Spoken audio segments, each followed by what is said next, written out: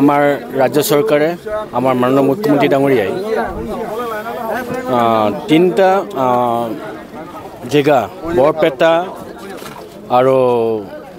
টান বৰদোৱা টান আৰু মাজুলী এই তিনিটা জেগা প্ৰটেক্টেড কৰিবৰ কাৰণে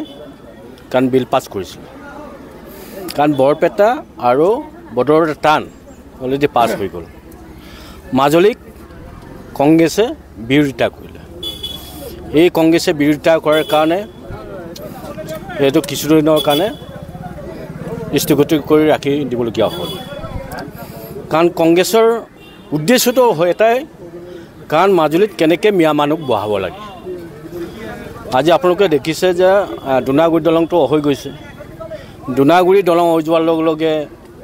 মিয়া মানুহবোৰ পাৰ হ'বৰ কাৰণে বেছি টাইম নালাগে আৰু কংগ্ৰেছে এতিয়া এনেকুৱা হৈছে কংগ্ৰেছক এতিয়া তেখেতসকলৰ ভোটাৰ নাইকিয়া হৈছে এটা সময়ত মানুহে আমাৰ মানুহবোৰ কৈছিলে হালি আৰু কুলিয়ে ভোট দিছিল কংগ্ৰেছক এতিয়া আমাৰ কুলি বাই সকলো বাগানীয়া আমাৰ বাই বন্ধু সকলো কংগ্ৰেছক এৰি দিলে কংগ্ৰেছক এৰি দিয়াৰ কাৰণে ইহঁতৰ এনেকুৱা অৱস্থা হৈছে ইহঁতৰ এতিয়া কোনো জেগাত ইহঁতৰ মুছলিমৰ বাহিৰে ভোট নাই কাৰণ এতিয়া আপোনালোকে জানে এতিয়া অসমত 50% নামনি অসমটোতো ইহঁতে মুছলিমৰ হাতত গতাই দিলে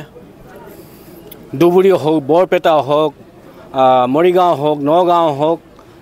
বিশ্বনাথ চাৰিআলি হওক তেজপুৰে হওক গোটেই এৰিয়াটো ইহঁতে মুছলিমক অলৰেডি গতাই দিয়াৰ নিচিনা গতাই দিছে আজি মাজুলীকো ইহঁতে মুছলিমৰ হাতত মুছলিম মানুহক মিয়াবিলাকক বহাবৰ কাৰণে চেষ্টা কৰিছিলে আপোনালোকে দেখিছে লখিমপুৰ ডকুৱালৈকে আগতে ডকুৱাত নাছিল ডকুৱালৈকে মিয়া মানুহ বহাই দিছে আৰু যিটো বিহপুৰীয়া যিটো এৰিয়াত য'ত মিচিং মানুহবোৰ বসবাস কৰি আছিল বঙালমৰা যিটো বুলি কয় মিচিং মানুহ বহা জেগাত এটা সময়ত এনেকুৱা অৱস্থা মোৰ মাৰ জেগাই এই বঙালমৰাত আছিলে আমাৰ মায়ে এইবোৰ কাহিনীবোৰ কয় যে কেনেকৈ ইহঁতক আৰাস্তি কৰিছিল এই আৰাস্তি কৰাৰ কাৰণে এই এৰিয়াৰ পৰা ইহঁত গুচি যাবলগীয়া হ'ল আৰু মাজুলীত তেখেতসকলে ঘৰবাৰী কৰিবলগীয়া হ'ল আজি এই ধৰণে গোটেই যদি মিয়া মানুহবোৰক বহাই দিয়ে আৰু তেখেতসকলৰ উদ্দেশ্য ছাকচেছ নহ'ব এটা কাৰণে আমাৰ মাননীয় মুখ্যমন্ত্ৰী ডাঙৰীয়াই বিল পাছ কৰিবই কাৰণ এই বৰপেটা বৰদোৱা আৰু মাজুলীক এই এৰিয়াটো প্ৰটেক্টেড এৰিয়া হিচাপে ৰাখিবই তেখেতসকলে যিমানে চিঞৰ বাখৰ কৰক এইটো কোনো লাভ নাই আৰু তেখেতসকলক মই এটাই ক'ব বিচাৰোঁ কাৰণ এটা সময়ত আপোনালোকে মাজুলী জানে মাজুলীত বোকা পানীয়ে গচকিবলগীয়া হৈছিল আমাৰ চৰকাৰৰ দিনত 2016 চনৰ পৰা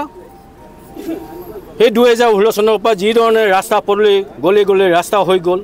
যোৰহাট মাজুলী দলং হৈ গ'ল দুনাগুৰি ৰাস্তা হৈ গ'ল দলং হৈ গ'ল আৰু ডিব্ৰুগড়ৰ পৰা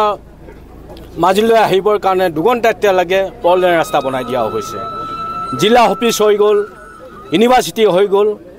যি পাবলগীয়া আমাৰ দিনত সকলো পাবলৈ সক্ষম হৈছে মই এটাই অনুৰোধ যে কংগ্ৰেছ দলবিলাকক এটাই অনুৰোধ দলক যে কোনো দিনাই আপোনালোকে মাজুলীত মিয়া মানুহ বহাবৰ কাৰণে চেষ্টা নকৰিব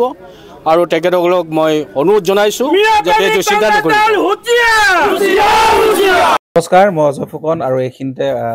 সমূহ এনি ভাৰত চেনেলটোৰ যিসকল কৰ্মকৰ্তা আছে সকলোৰে মোৰ ফালৰ পৰা শুভেচ্ছা জ্ঞাপন কৰিছোঁ অসমৰ আচলতে সংবাদ জগতত নতুনকৈ আচলতে এটি আত্মপ্ৰকাশ ঘটিছে আমাৰ নিউজ চেনেল এনি ভাৰত আৰু এনি ভাৰতৰ এটা খুব ধুনীয়া এটা অনুষ্ঠান হ'বলৈ গৈ আছে সকলোৱে জানে আমাৰ সকলোৰে মৰমৰ হাৰ্টথ্ৰব জুবিন গাৰ্গৰ গানে কি আনে আচলতে জুবিনদাৰ সেই গীতৰ আধাৰত আমাৰ হিৰুদাই লিখা সেই গীতটি গানে কি আনে এই গানে কি আনে নামৰ এটি তেওঁলোকে সাংগীতিক ৰিয়েলিটি শ্ব' কৰিবলৈ গৈ আছে আৰু 15 আগষ্টৰ পৰা গোটেই আৰম্ভ হ'ব প্ৰথম অডিশ্যন অসমৰ ধেমাজি জিলাত আৰম্ভ কৰিব গতিকে সমূহ যিসকল প্ৰতিভা আছে যিসকলে গান ভাল পায় যিসকলে তেওঁলোকৰ নিজৰ প্ৰতিভা আচলতে দেখুৱাব বিচাৰে এই ৰিয়েলিটি শ্ব'ত গানে কি আনে এই প্ৰতিযোগিতাত অংশগ্ৰহণ কৰক আৰু খুব ধুনীয়া আপোনালোকে সুবৰ্ণ সুযোগ লাভ কৰিব লগতে ইয়াতে পুৰস্কাৰ আছেই বিভিন্ন ধৰণৰ উপহাৰো আপোনালোকে লাভ কৰিব আৰু লগতে এগৰাকী প্ৰতিষ্ঠিত আচলতে এগৰাকী শিল্পী হিচাপে অসমৰ সাংস্কৃতিক জগত আপোনালোক প্ৰতিষ্ঠা লাভ কৰিব গতিকে গোটেই অনুষ্ঠানটোলৈ মোৰ ফালৰ পৰা শুভকামনা থাকিল আৰু লগতে এই অনুষ্ঠানটোত আপোনালোকে অংশগ্ৰহণ কৰিব আমিও আছো আৰু সকলোকে আমি লগ পাম ধন্যবাদ